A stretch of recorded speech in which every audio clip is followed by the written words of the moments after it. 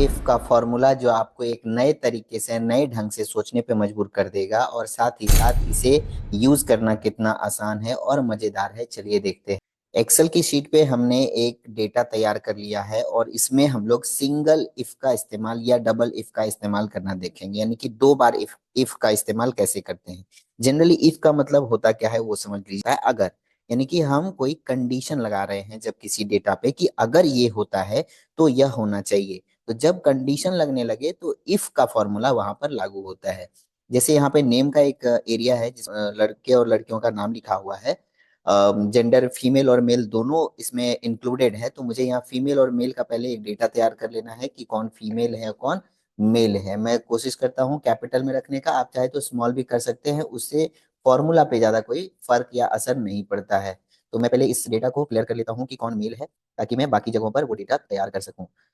Department, जैसे मैं चाहता हूँ कि जो फीमेल है वो पिंक ब्लॉक में चले जाए और जो मेल है वो ब्लू ब्लॉक में या ब्लैक ब्लॉक में चले जाए। तो उसके लिए मुझे डेटा कैसे तैयार करना है या डेटा को कैसे सजाना है वो देखिए। सबसे पहले डिपार्टमेंट के लिए मैं आपको यहाँ पे क्लियर कर देता हूँ कि क्या मैं कौन कौन से डिपार्टमेंट चाहता हूँ, ताकि आपको पता रहे कि क्या क्या कहाँ पर लिखना है। आप चाहे तो इसके बदले कोई और भी डिपार्टमेंट या कोई और भी डेटा इस्तेमाल कर सकते हो। मैं जनरली ये आसान डेटा यूज करने वाला हूँ। जो लड़के हैं वो ब्लू ब्लॉक में, जो लड़कियां हैं पिंक ब्लॉक पे। तो यहाँ पर इफ का फॉर्मूला कैसे इस्तेमाल होगा, इक्वल टू लगा के आपको इफ प्रेस करना है। जैसे आप इफ प्रेस करेंगे तो यहाँ पे ऑलरेडी एक डेटा का ऑप्शन आ रहा है, वो फॉर्मूला का एक ऑप्शन बाय डिफॉल्ट शो करता है, आपको सेलेक्ट कर लेना है। सेलेक्ट करने के बाद आप देखेंगे कि ब्रैकेट ऑटोमेटिक ओपन हो गया है। अब आपको डेटा कंपेयर जो करना है, लॉजिकल टेस्ट, वो जैसे मैं जेंडर से कंपेयर करना चाहता हूँ कि इफ यहाँ पर फीमेल है, जैसे ये B2 का कॉलम है, तो ये एक्सेल शीट इसको B2 कॉलम मान के चलती है। तो मैं कह रहा हूं कि इफ यहाँ B2 कॉलम में अगर ये इक्वल टू है फीमेल के, यानी कि B2 में अगर फीमेल लिखा है, माफ करिएगा, फीमेल लिखने से पहले इन्वर्टेड कॉमा आपको स्टार्ट कर देना है, क्योंकि ये एक वर्ड है और वर्ड के साथ अगर आप कंपैरिजन डेटा करते हो तो इन्वर्टेड कॉमा स्टार्ट और इन्वर्टेड कॉमा क्लोज जरूर करते हैं। मैं ये क्यों कह रहा हूं, मैं और किसी अन्य वीडियो में इसे कवर कर दूंगा। यहाँ पे फीमेल लिखने से पहले इन्वर्टेड कॉमा लगाइए और फीमेल लिखने के बाद इन्वर्टेड कॉमा क्लोज कर दीजिए।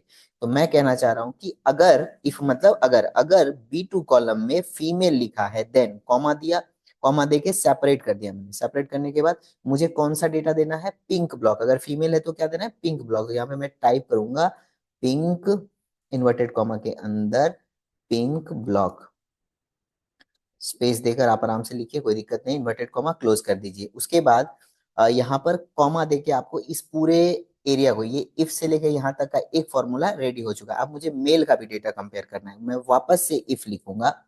आप एक चीज ध्यान दीजिएगा, कहीं पे भी कॉमा इन्वर्टेड कॉमा मिस्टेक नहीं करिएगा, नहीं तो पूरा डेटा एरर आ जाएगा या फिर डेटा सॉल्व ही नहीं होगा। मैंने दोबारा इफ लिखा, ब्रैकेट ओपन किया और मैं दोबारा इसी से कंपेयर करता हूँ कि अगर फीमेल के बजाय B2 में मेल लिखा है तो क्या होगा, equal to male, inverted comma के अंदर देना है, माफ करिएगा, मेल लिखना है, इन्वर्टेड कॉमा क्लोज करना है और कॉमा देना है कि अगर B2 में मेल लिखा है तो उसे कौन सा ब्लॉक देना है, तो ब्लू ब्लॉक, यानी कि इन्वर्टेड कॉमा में आपको लिखना है ब्लू ब्लॉक और इन्वर्टेड कॉमा क्लोज।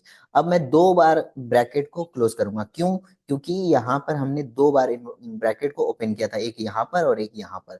B2 से ब्लू ब्लॉक के बाद मैंने दो बार इन्वर्टेड ब्रैकेट बंद कर दिया है और एंटर प्रेस कर रहा हूँ, तो ये पिंक ब्लॉक आया। ये पिंक ब्लॉक क्यों आया, क्योंकि B2 में इसे डेटा में फीमेल लिखा हुआ दिखा, तो इसने कंपेयर करके पिंक ब्लॉक में कन्वर्ट कर दिया। अब जैसे ही मैं इस डेटा को सेलेक्ट करके नीचे ड्रैग करूंगा, मैं देखूंगा कि जो मेल है वो ऑटोमेटिक ब्लू ब्लॉक हो गया है और जो फीमेल वो पिंक ब्लॉक, क्योंकि वो डेटा को कंपेयर करके इस तरह से इफ का डाटा काम करता है और इस तरह से आप अपने छोटे मोटे डाटा को सॉल्व कर सकते हो। बड़ी आसानी से, बड़े ही मजेदार तरीके से आप इसे इस्तेमाल करके देख सकते हो। आप इसे प्रैक्टिस जरूर करिएगा। वीडियो पसंद आए तो लाइक शेयर सब्सक्राइब करिएगा, अपने दोस्तों से इसे जरूर शेयर करिए, ताकि ये जो फॉर्मूला का एक प्रॉब्लम है कि लोगों को फॉर्मूला यूज करने नहीं आता है, कब कहाँ कैसे इस्तेमाल करना है या फॉर्मूला से डर लगता है, वो प्रॉब्लम सॉल्व हो जाए। तो आज के वीडियो के लिए इतना ही रखते हैं, आगे की वीडियो में इफ के बारे में और भी डिटेल डिस्कस करेंगे। तब तक के लिए थैंक यू।